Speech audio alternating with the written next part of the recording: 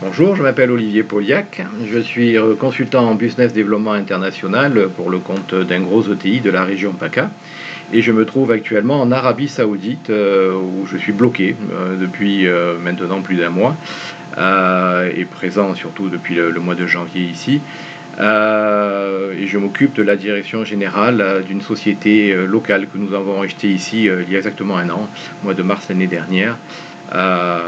Et donc je suis à Jubail, c'est une ville qui se trouve sur la côte est de l'Arabie Saoudite, le long du Golfe Arabique, en face de l'Iran, pour ceux qui connaissent. Nous sommes le samedi 11 avril 2020 et je vais vous parler donc de l'Arabie Saoudite et de ce qui s'y passe actuellement. Donc la situation de l'épidémie, elle est relativement faible, on va dire. Il n'y a pas de officiellement il n'y a que 3000 cas officiellement déclarés, une cinquantaine de morts, donc c'est très faible, et pourtant l'Arabie Saoudite a pris des mesures extrêmement fortes très rapidement et qui se renforcent quasiment tous les 2 jours. La vie se tourne un petit peu plus. Donc peu de cas déclarés, pas vraiment de panique à ce niveau-là, et cependant, comme je disais, les autorités prennent des mesures fortes. Ça a commencé de façon tout à fait simultanée avec la France, début mars. Je suis rentré moi-même ici début mars et juste à temps avant que les frontières se ferment. Donc l'Arabie a pris très vite des mesures de fermeture des frontières, a pris aussi très vite des mesures de blocage d'une ville complète qui s'appelle Qatif, qui est pas loin d'ici, dans le sud. Elle a été totalement isolée mi-mars du reste du pays, parce qu'il y a beaucoup de contacts entre Qatif, où une forte population chiite, et l'Iran. Également, simultanément, la Mecque et Médina ont été aussi isolés très vite, même pour la même raison, notamment la Mecque et Médina, bien sûr, à cause des pèlerinages, et notamment des chiites iraniens qui devaient être assez nombreux à venir à ce moment-là, l'Iran étant un pays beaucoup plus touché par le coronavirus que l'Arabie Saoudite. Donc les mesures prises par l'Arabie Saoudite ont été très très rapides et au fur et à mesure. Donc ça a commencé par la fermeture des restaurants, la fermeture de tous les commerces, des shopping malls surtout, uniquement l'ouverture des magasins alimentaires et des magasins les plus nécessaires. Ensuite, petit à petit, le couvre-feu s'est établi, notamment sur la ville de Jeddah, la ville de Riyad.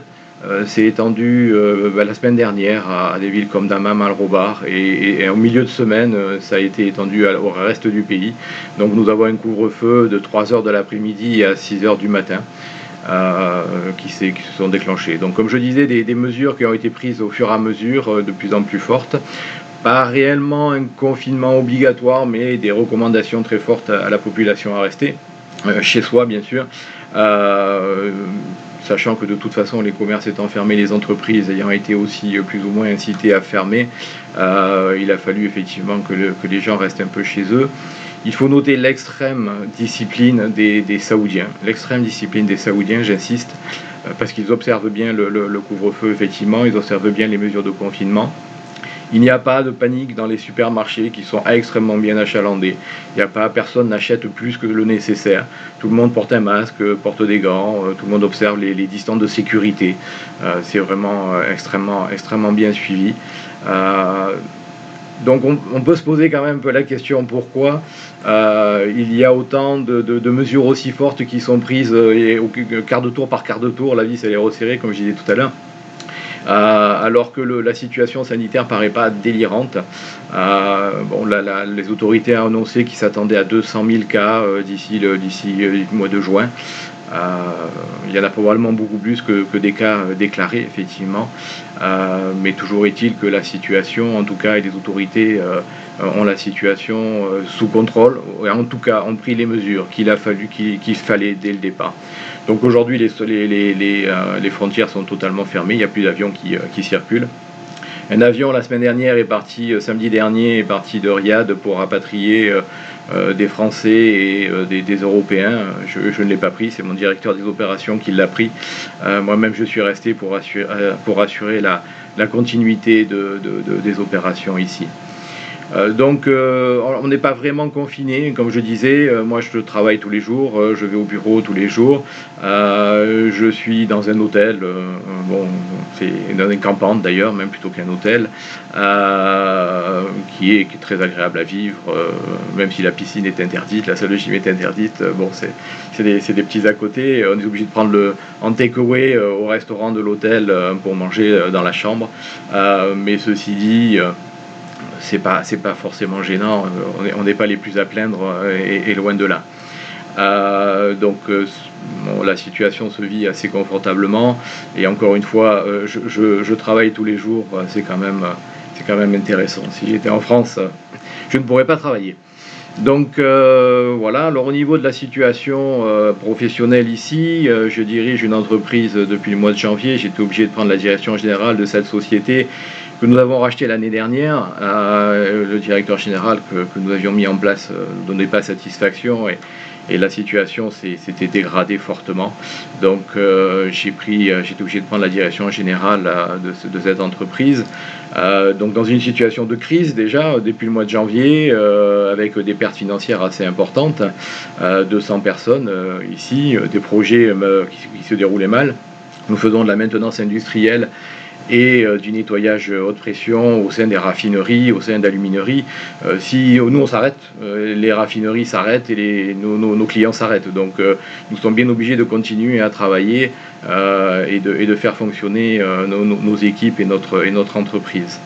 C'est pour ça que nous devons continuer bien sûr à travailler tout en mettant en place des mesures, éviter les réunions à plus de 3-4 personnes, mettre des masques, ne pas se serrer les mains bien entendu, obliger à faire des roulements un jour sur deux pour certains postes, réduire les interactions au maximum, réduire les horaires de travail également, sachant que les situations dans les camps de travailleurs ne sont pas évidentes. On a des gens qui sont en 6 personnes par chambre, ça paraît hallucinant, mais c'est comme ça ici, c'est comme ça. Ça c'est des choses aussi que je mettrai au point, mais on verra plus tard. Voilà, situation compliquée, redressement d'une société qui a perdu de l'argent, avec des restructurations à faire, des réalignements de personnel, etc. Et au milieu de ça, vous avez le coronavirus qui arrive et qui bien d'un seul coup vous bloque toute activité ou quasiment. Nous avons continué à travailler encore une fois bien sûr, mais les mois à venir et le Ramadan qui arrive à la fin du mois nous laisse augurer de 3 à 4 mois, voire 5 mois très très difficiles, avec des projets qui devaient avoir lieu en avril, en juin, et qui seront reportés en septembre ou octobre peut-être. Situation très très très très difficile à ce niveau-là, pas évidente. Une société à redresser dans des conditions comme ça, c'est un joli challenge. Donc on verra ce qui va se passer. Moi-même, d'un point de vue personnel, c'est un peu compliqué parce que moi je suis ici, j'ai une fille en Belgique, une fille au Mali, en opération extérieure, et ma femme qui est toute seule en France. Donc la famille est éclatée. Donc c'est bien, on n'a pas de sujet de dispute à la maison. Au moins ça c'est bien. On se retrouvera de façon très très très très familiale. Donc il n'y a pas de souci, mais c'est vrai que c'est un peu compliqué. J'espère pouvoir rentrer en France. Alors là maintenant, comme je disais tout à l'heure, un avion est parti la semaine dernière, il n'y en aura pas d'autre. Ça c'est sûr. J'ai reçu hier un mail de Air France qui me disait que mon avion qui était prévu début mai est annulé. Donc je n'aurai pas d'avion avant fin mai ou début juin, et encore, Dieu seul le sait. C'est pas évident. Voilà, j'espère quand même pouvoir rentrer avant l'été. Ça va dépendre de la remise en place des liaisons aériennes. Rentrer bien sûr juste pour quelques semaines et revenir ici. Mon directeur des opérations, lui, reviendrait ici et pourrait prendre mon intérim. Voilà, ça va dépendre des opérations, des lignes aériennes et de la reprise des activités économiques qui vont pas se faire de façon facile. Voilà, on verra bien ce qui va se passer. Tout le monde, je crois qu'on vit un peu tous au jour le jour. Encore une fois, je suis vraiment pas le plus à plaindre à ce niveau-là. Je travaille, je fonctionne, j'ai une activité. On verra bien ce qui va se passer, Inch'Allah, comme disent les Arabes ici, même si j'aime pas le dire moi-même, c'est pas bon. Voilà, mais en tout cas, ça devrait se remettre à niveau, espérons, au mois de septembre-octobre. Nous aurons de toute façon de l'activité assez forte à ce moment-là. Merci, à bientôt, au revoir.